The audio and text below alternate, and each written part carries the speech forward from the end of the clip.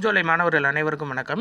இன்றைக்கி நம்ம கலைச்சொற்களில் முக்கியமானது பார்க்க போகிறோம். ஃபஸ்ட்டு பாருங்கள், கார்ட்டூன் அப்படின்னா கருத்து படம், கேரிகேச்சர் அப்படின்னா கேலி சித்திரம். சரிங்களா? நிறைய பேர் கார்ட்டூன்றதே கேலி சித்திரம்னு அடிச்சிடுவீங்க, அது தவறு. கார்ட்டூன் அப்படின்னா கருத்து படம், கேரிகேச்சர் அப்படின்னா கேலி சித்திரம்.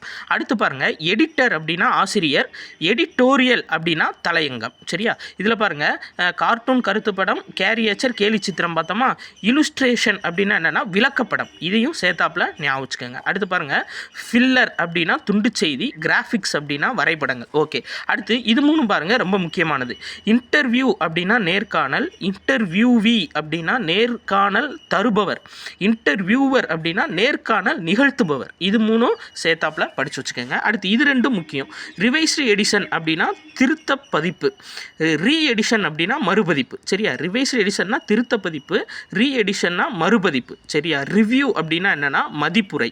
சரியா? ஒரு படத்துக்கு ரிவ்யூ கொடுக்குறோம் அப்படின்னு சொல்கிறோம்ல, ரிவ்யூனா அதுக்கான மதிப்பை கொடுக்குறோம். சரிங்களா? என்ன மதிப்பு அந்த படத்துக்கு? நம்ம ரிவ்யூ அப்படின்னா மதிப்புரை.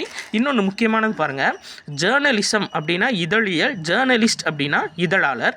இன்னொன்று லிட்டில் மேகசின் அப்படின்னா சிற்றிதழ், மேகசின் அப்படின்னா இதழ், பீரியாடிக்கல்ஸ் அப்படின்னா பருவ இதழ். இது மூணு ஞாபகம் வச்சுக்கோங்க. அதே மாதிரி மாஸ் மீடியா அப்படின்னா மக்கள் தொடர்பு சாதனம். நன்றி.